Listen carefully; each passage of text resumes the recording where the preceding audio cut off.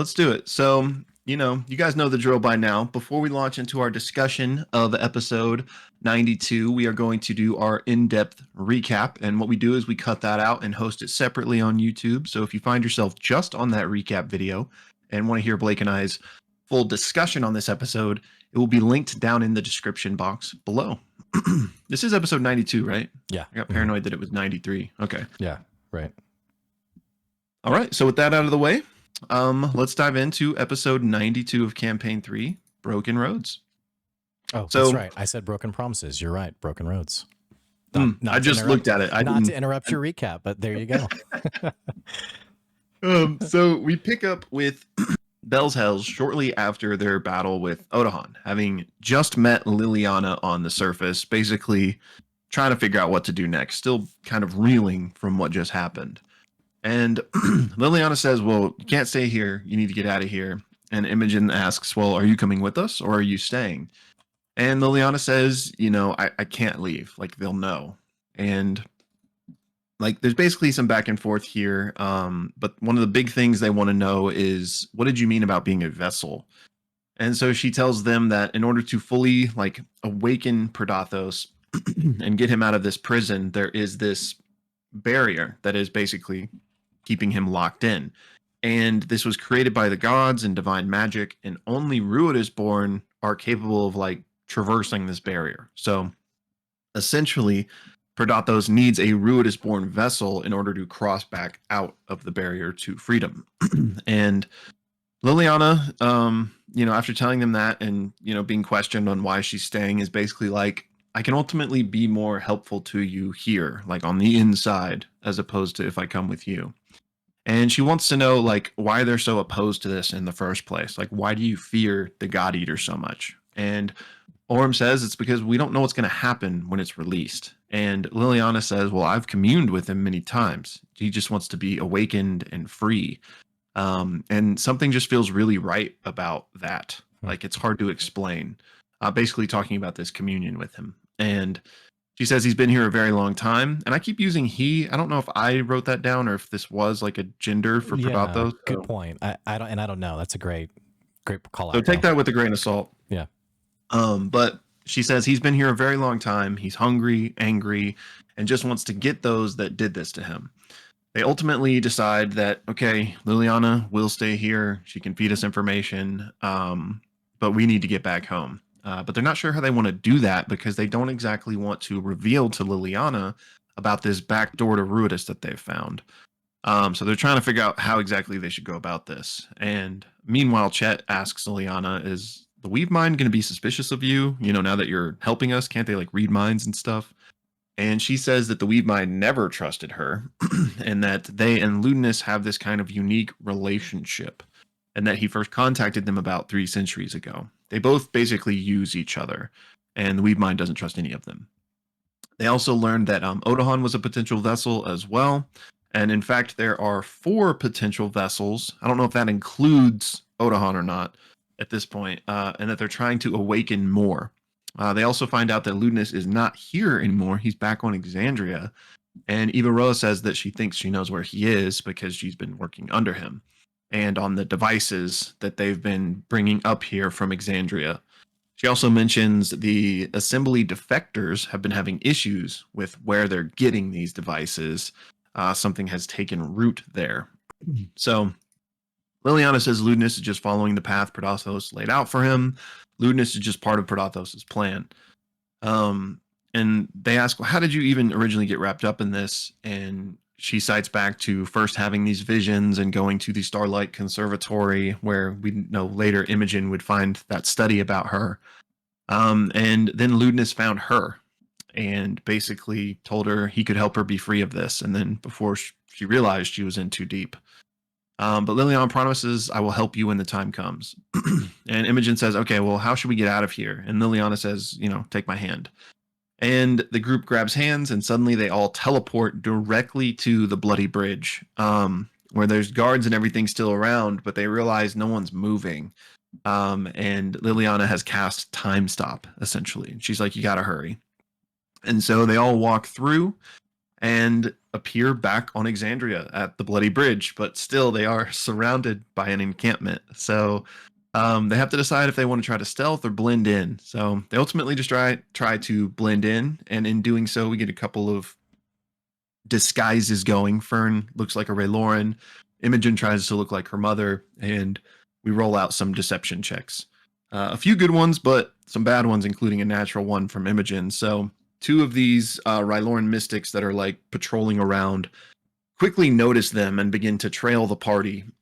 And as they do, lots of soldiers start turning their heads and also following. And at this point, they kind of cook up this plan, and Imogen turns around to dismiss them. And at the same time, Laudna casts a spell to kind of aid in this illusion. This is ultimately successful. The guards, turn around, and the party continues out of the dig site. They don't see Plain Rider Rin anywhere. They look, but they move out of the dig site, and once they're out of it, Imogen sends a message to Keyleth, telling her they're back planet side, and Keyleth asks if they can meet her at the encampment. So they start to stealth their way in that direction, and during this time, both Fern and Ashton drop their primordial shard forms, which means they take 2 points of exhaustion each. And they just basically kind of chat and process while they're doing this, kind of talking about FCG and what happened on their time with Ruidus. And one of the things that's happening in this moment is Orym asks about Odahan's weapons, and Chetney takes him out of the bag. I don't know if it's the bag of holding or the hole, but he takes him out. Orym takes a sword and basically slams it in the ground and says, this is what killed my family. What they're doing is not right. And he kind of just walks away. The party then asks Ivaroa, who is still with them, if she knows of where Ludinus might be on Exandria. And she says they're getting these devices from Aor.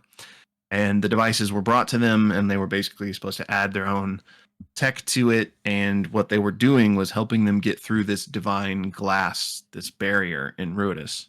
And they've been able to get through the first layers, but the inner layers are like more divine and harder to get through. So that's why Ludinus went back, because there was supposed to be a constant supply of these devices from Aor, but there's been some issue with a Dominox, which is apparently some sort of creature. And all Ivaroa knows is that they were trying to get through the glass, and apparently what the glass is remnants of Predathos' final form before being captured, which has now become his prison. So after that, Imogen goes to catch up with Orym.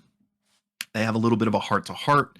He says it's not about revenge for him. He just wants to honor his family. And Imogen's, I didn't know them, but I know they would be proud of you. And Orym says he misses them, and he's going to miss FCG.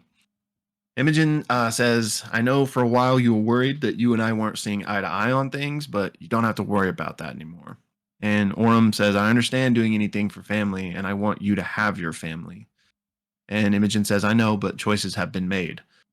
So the party then continues walking towards Keyleth's encampment, but Orym hangs back a bit and pulls out the sending stone to send a message to Dorian. And he says, we're home. Can you hear me? Northeast of Bassaris. Can you get there? I'm struggling. Can you get there? And as the spell ends, Matt asks everyone to leave the table. And then Matt leaves the table. And Abria comes in and sits behind the DM screen and says, it's time to see the other half of the story. And that's where we go to break. Okay, great job. So coming back from break, we have a new group of people at the table. And what I'll do is, before we get into the actual recap of what happened, I'll kind of explain who these people are and why they're at the table. The people at the table are the members of what's called the Crown Keepers. They are, before this campaign started, there was a 9-episode series called EXU, Exandria Unlimited. And this followed the story of these characters, including Fern and Orym, who are also part of this story. Now, one of the members comes later in a part 2 called EXU Kaimal, but the people who are at the table essentially are Dorian, who we're familiar with. There's Fira Rai, who's a Fire Genasi monk. There's also Opal, who is a human warlock. She is the center, and she's been mentioned many times in like messages to Dorian. We saw a little bit, we didn't actually see her, but we saw another character, Dariax, who we'll talk about him in a second, who's Matt Mercer's character. But Opal is a character from EXU who eventually put on the Circlet of Barbed Vision. It was a vestige of Divergence, which was the centerpiece of that story. Also at the table is Morrigan, who's a different spelled Morrigan from the Morgan we know. This is a Lagomore paladin who is a champion of the Matron of Ravens. And a Lagomore is a bunny person, effectively. And then there's Matt Mercer's character, Dariax, who is a cleric slash bard multi-class halfling as well. And without getting like too far into details of that story from previously, you can always check our recaps from those episodes. Essentially, the party stole this circlet. A lot of things happened, and then there is a group, like a roguish organization known as the Nameless Ones, who have been chasing them ever since. And the story as we see it now after the break is effectively a week after they've left and escaped from Kaimal, and more importantly, have escaped from the Nameless Ones. Also at the table as just like an NPC is Cyrus, who we saw in early Critical Role, like maybe episodes 14 or 15 of Campaign 3. That's Dorian's brother. And he's also an NPC. While the party, I can't remember what level they are, maybe like level 12 or 13. They point out that Cyrus is still level 6, which was the level when we previously saw them. And basically this half opens up with Abria as the DM asking, hey, each of you, like, what are you thinking about? Like, what are you reflecting on? And they all kind of just have their own different like moments of thinking about what they've been through. And they're all heading to Zephyra as well. Well, as they're all kind of, reminiscing and recollecting like what they've gone through, Abria talks about Opal and how Opal has been changing over the last several months, ever since putting on this Circlet of Barbed Vision. And one thing that is mentioned is that her dreams are what went first. She doesn't dream anymore, but she wakes up in the morning and she knows she feels exhausted. Ted, her sister, looks exhausted. Now, Ted, this is where it gets a little bit confusing. Ted is described as her sister, and it's a good way to think of it as almost like her second half, her twin sister. Yet Ted doesn't have a physical form. Ted exists within her. And as we saw it in EXU, she existed like in this immaterial liminal space, but assisted Opal. So she can talk to Ted and connect with Ted. And in the mornings after a good night's sleep, Ted is also exhausted. And it's implied that though Opal can't remember it, through her sleep, she is battling for control against the Spider Queen Lolth, who the vestige belongs to, effectively. There's also a moment of Morgan looking at Opal and like feeling like this sense of from the Matron of Ravens, this sense of disturbance, like something's happening, something's going wrong in the world, and it's really like a big reason for them heading towards Zephyra. But everything's cut short as Abria describes, Opal just sort of explodes out in every direction. She loses control of herself, and she has a message from the Spider Queen, who basically is like, hey, you put on the circlet, but it's taking too long for you to really like take up your mantle as my champion.